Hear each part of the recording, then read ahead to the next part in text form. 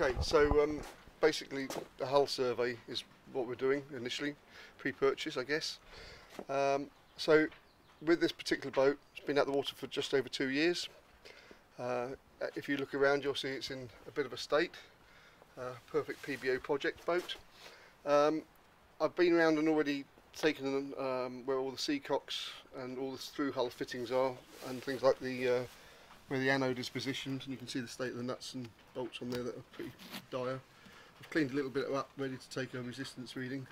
I've done a couple of scrapings and I can see that she's been epoxied almost from new, but it's quite a large build-up of product, and there's the quite classic example here of sort of a mixture of antifouls which are not compatible, so they're starting to, the last one is now starting to peel off because it's got absolutely no attachment to the previous coatings, so it's really important when you're doing antifouling. So what's good with this is the fact because it's got epoxy on it already, you can probably scrape back fairly easily, probably with a little bit bigger scraping than I've got here.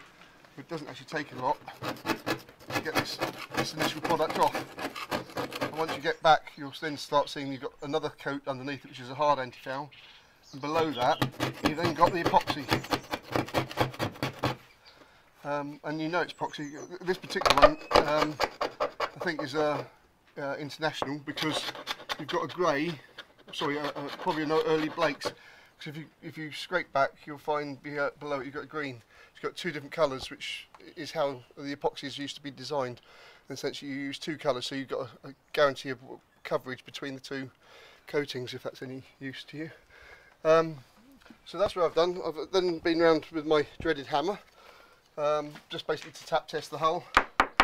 It always makes me laugh because people say, oh, man's hitting the boat with a hammer. A small ball peen hammer like this won't do any damage at all to the boat, but it'll give you an idea of what you're doing and if there's any delamination or anything that's wrong with the hull. You can hear this is all really nice and crisp. Unfortunately I haven't found anything on the boat so far that I can show you the difference between this and delamination. Down on the keel here I've just done a little scraping because I noticed a lot of corrosion in the joint, but I've cleaned it back and it's actually, someone's put a lovely mastic over the top, but the actual iron underneath is actually quite bright, but it just wants breaking this out. And again, the fillet knife, you can't actually physically force it in there, so I know the joint is nice and tight. Obviously the boat is resting down, so it's on what's called compression.